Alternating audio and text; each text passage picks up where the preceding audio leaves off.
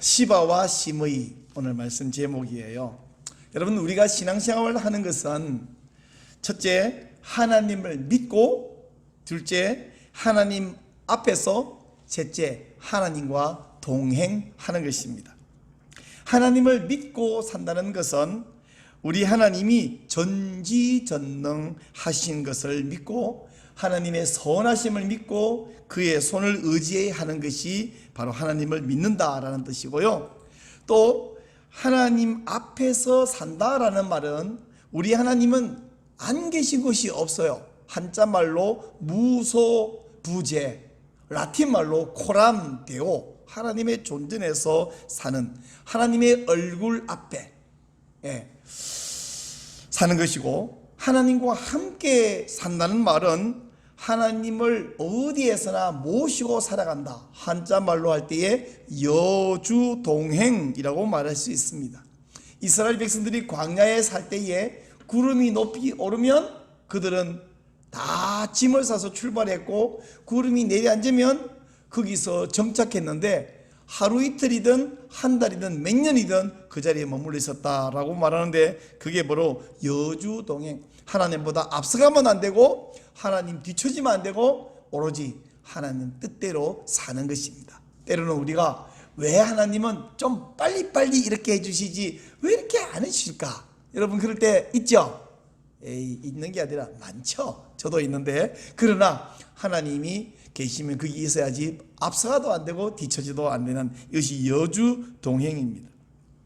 자, 이렇게 전지전능하신 하나님, 무소부재하신 하나님과 여주동행하는 성도들이 하나님과 함께 사는데 하나님과만 사는 것이 아니라 하나님과 함께 살아가는 그 삶은 어디서 하냐면 땅에서 사람들과 함께 살아간다는 거예요.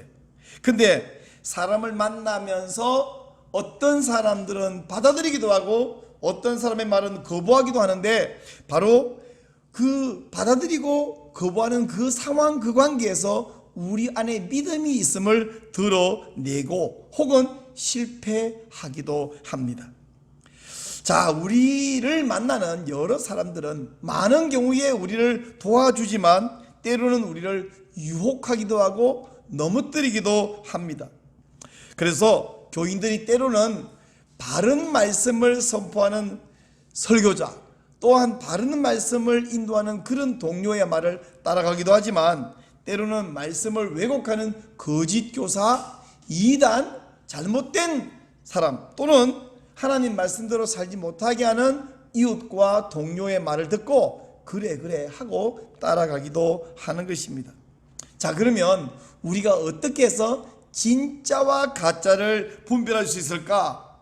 어떤 사람은 받아들이고 어떤 사람은 우리가 거부해야 할지 분별할 줄 아는 것을 뭐라 하냐면 지혜라고 해요. 그리고 그런 지혜가 쌓이면 그것이 바로 그의 신앙 인격이 됩니다. 지혜가 없는 사람은 툭하면 사람에게 속고 넘어가는데, 그건 상대가 속이기 때문이 아니에요. 자기에게 지혜가 없기 때문이에요.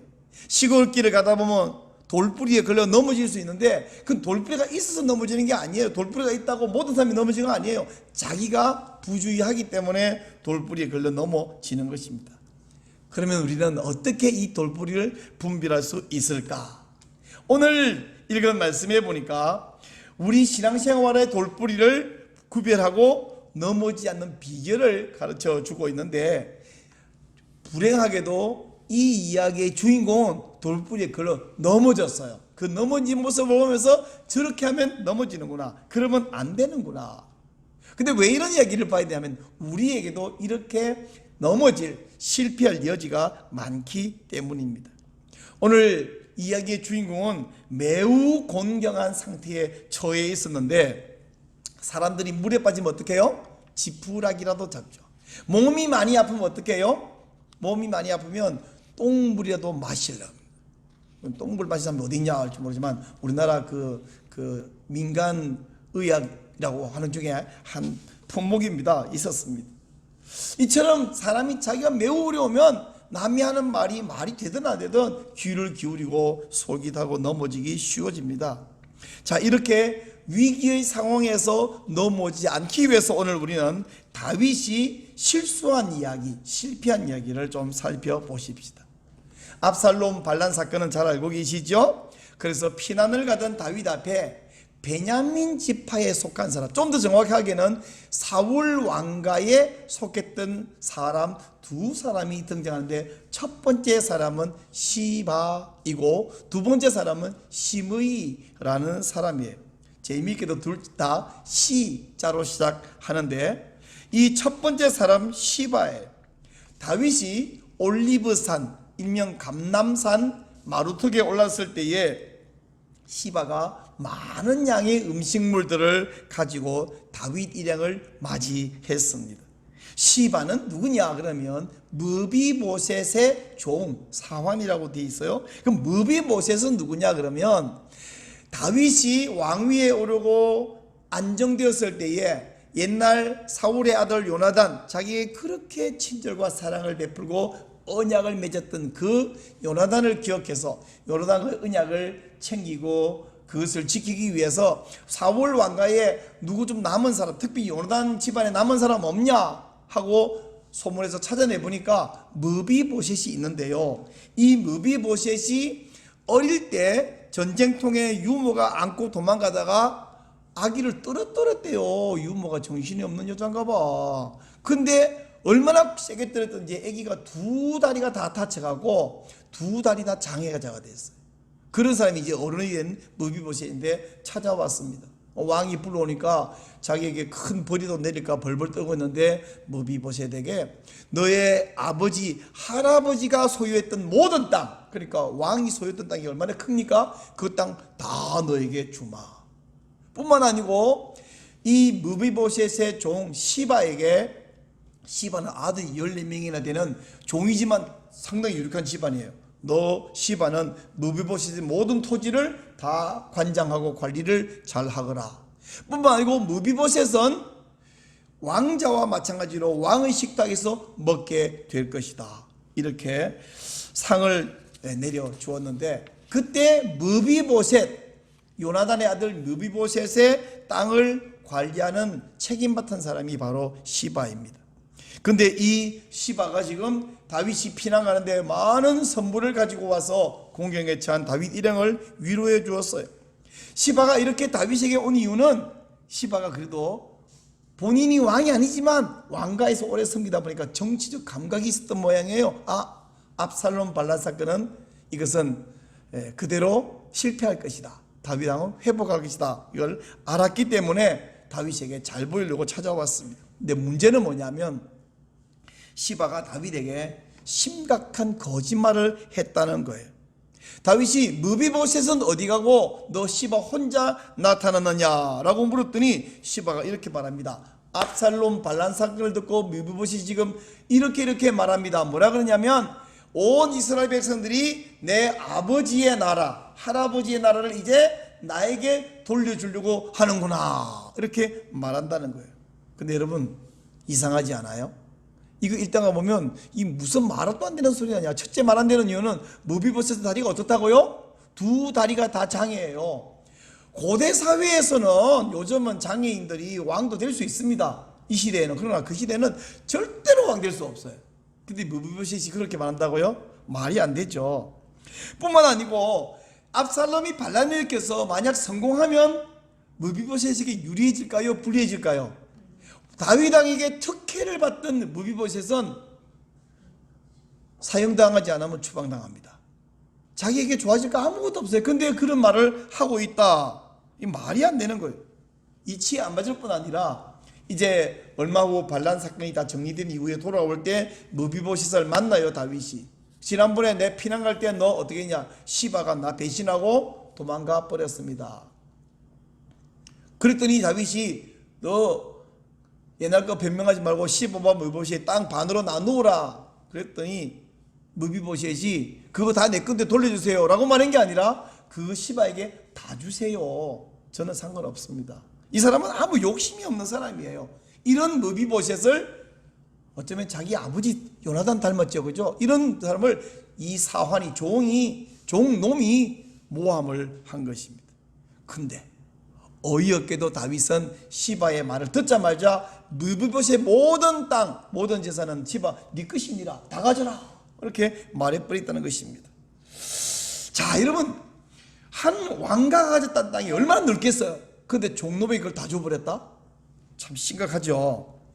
이런 거는 만약 시바가 정말 잘해서 상을 줘도 느부봇이 만나고 나중에 전쟁 끝나고 그때 상을 줘도 늦지 않을 텐데 난리통에 주어버렸다는 겁니다. 다윗이 왜 이렇게 공정함을 잃어버렸을까? 압살롬 반란 사건 때문에 매우 공경에 빠져 있었기 때문입니다. 그 위기에 시바가 아부를 해온 거예요. 자, 이것을 보면 사람은 아부에 참 취약하구나, 또한 공경에 빠졌을 때 굉장히 취약하구나 하는 것을 느낄 수 있는데요, 다윗 같은 성군이 이렇게 분별력을 잃어버렸다면 나 같은 사람, 우리 같은 사람은 얼마든지 더 위험할 수 있겠다 하는 생각을 해요.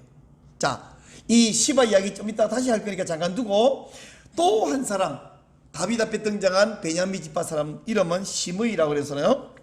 자, 거기서부터 한 10리길 더 가니까 바후림이라는 곳에 도착했는데, 이번에 시므이가 등장하는데요, 이 사람은 성경에서 그냥 사울의 친족이라고만 돼 있고 그 이상의 자세한 설명이 없어요. 그리고 성경 다른 곳에 이 사람이 안 나와서 더 자세한 설명은 모르겠는데, 정신적으로 공공하고 육체적으로 공공한 다윗에게 이 시므이가 나와서 돌을 던집니다. 멀리서.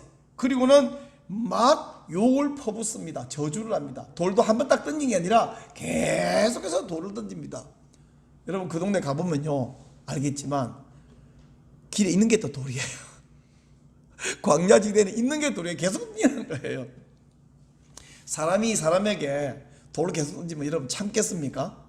그것도 나 혼자 있으면 이렇게 저기 피하는 속도 던지면, 우리 일행들인데 저쪽에서 계속 돌을 던지면 참겠습니까? 참기 힘들어요. 게다가 이 시므이가 다윗에게 소리 지르며 욕하는 말이 너무 터무니없는데, 너는 피를 많이 흘린 사람이니까 네가 화를 자초했다, 너 망할 것이다, 뭐 이런 저주를 하는데, 여러분 알다시피 다윗은 사울 왕가에 어떤 사람이 피를 흘린 적이 없어요. 첫째 사람 사울이잖아요. 사울이 다윗을 죄 없이 죽이려고 계속 쫓아내는데 그 와중에 두 번씩이나 조용히 간단히 사울을 처치할 기회가 있었잖아요. 그때도 나타난 게 아비새가 대장님 할까요? 안 돼, 절대 안 돼, 두 번이나 그랬어. 또 사울이 블레셋과 전도해서 죽었잖아요. 길보아 산에서 전투하다 죽었더니 그때 다윗이 뭐라고 슬픈 노래 애가를 지냐면, 너 길보아 산에는 앞으로 영원히 비와 이슬이 내리지 말지어다. 그렇게까지 저주를 할 정도로 사울의 죽음을 슬퍼했어요.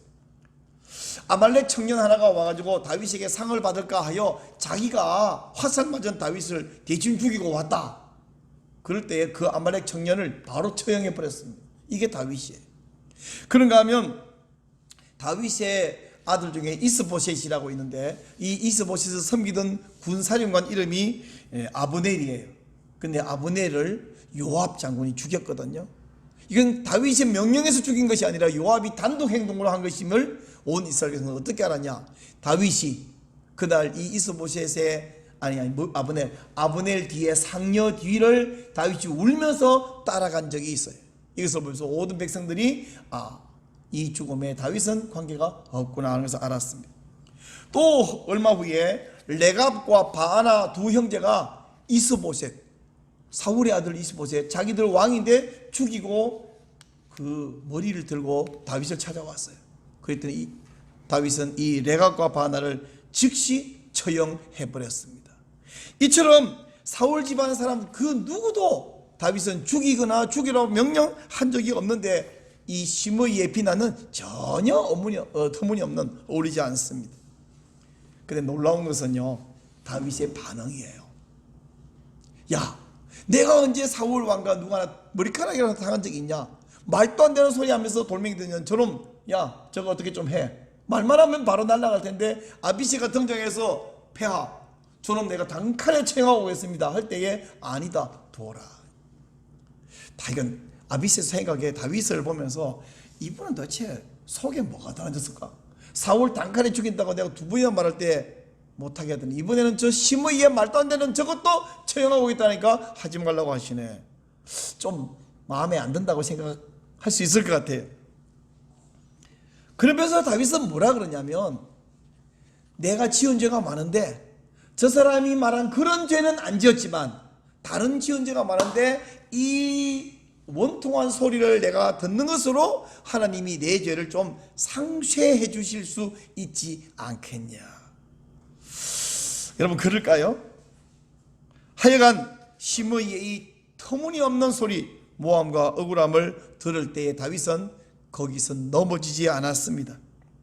근데 시므이의 말에는 안 넘어. 이건요 막 버럭 화를 내야 합당한데 안 넘어지고 괜찮아 그냥 둬 이렇게 했던 다윗인데, 바로 심리 전에 시바가 왔을 때는, 아부를 했을 때는 그 아부가 넘어지는 요소가 됐단 말이죠. 야, 다윗은 왜 저주와 모함, 이 억울한 누명, 이것은 참으면서 시바의 말을 들으면서 화를 버럭낸 거예요. 이게 화를 버럭냈단 말은 없어도 속으로 무비보셋에게 화를 버럭나니까 무비보셋은 너 다 가져라 한 거 아닙니까? 왜 사실은요 시바에게 넘어간 것이 문제가 아니라 왜 무비보셋에는 화를 냈을까? 시므에게 화를 안 내면서. 제가 한 가지 더 생각해 본 게 뭐냐면, 저는 이 사건 이전에 무비보셋을 불러갖고 사울의 모든 땅을 다 주면서 시바에게 맡기고 무비보셋 그걸로 끝나면 또 모르겠는데, 무비보셋은 왕자와 마찬가지로 왕자들의 식탁에서 계속 식사를 해라. 여러분, 내가 무비보셋이면 편했을까요? 불편했을까요? 저는 불편했을 것 같아. 한 번만도 아니고 매번 왕자들 식탁에서 밥 먹으라고요? 무비보셋이 굉장히 불편했을 것 같아. 그리고 그렇게까지 은혜를 베풀 필요가 있나 하는 생각이 듭니다.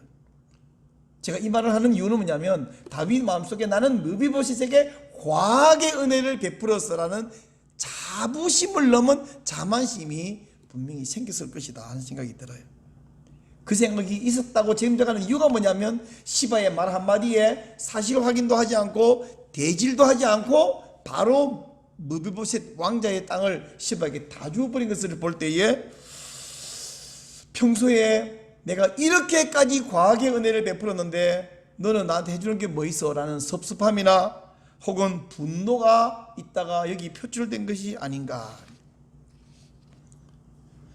여러분, 무비보셋은 무비보셋대로 다윗의 그 과한 친절에 아무 보답도 못하면서 늘 고마움을 넘어 미안함이 가득 차 있었는데, 뒤에 알게 됐지만 다윗이 피난가 있는 동안에요, 무비보셋은 수염도 깎지 않고 옷도 빨아 입지 않고, 왕이 지금 피난 가서 피난처에서 무슨 뭐 제대로 세수나 하겠습니까? 옷을 빨아 입겠습니까? 그래서 발도 안 씻고, 게을러서 안 씻은 게 아니에요. 미안해서 발도 안 씻고 그렇게 자기도 피난 간 사람처럼 살았어요.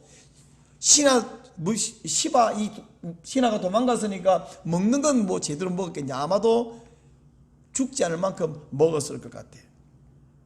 이런 무비보셋을 향하여 보지도 않고 알아보지도 않고 화를 버럭낸 것 생각하면 오히려 저는 다윗이 참 어이가 없습니다. 근데 다윗이 어이가 없는 것이 문제가 아니라, 다윗이 이렇게 하는 것을 볼 때에 내가 누군가에게 친절을 베풀거나 자비를 베풀 때 그것이 자부심을 넘어서 교만과 자랑과 자만심을 넘어서 그 사람이 나에게 너 나한테 벌벌 개야 해, 그렇지 못할 경우에는 내가 섭섭할 것이고 화가 날 거야 하는 마음이 내 속에 생긴다면, 여기까지 오니까 참 소름이 끼칩니다. 참 조심해야 되겠구나. 누구한테 뭔가를 베풀 때는 정말 조심해야 되겠구나 라는 생각이 들어요.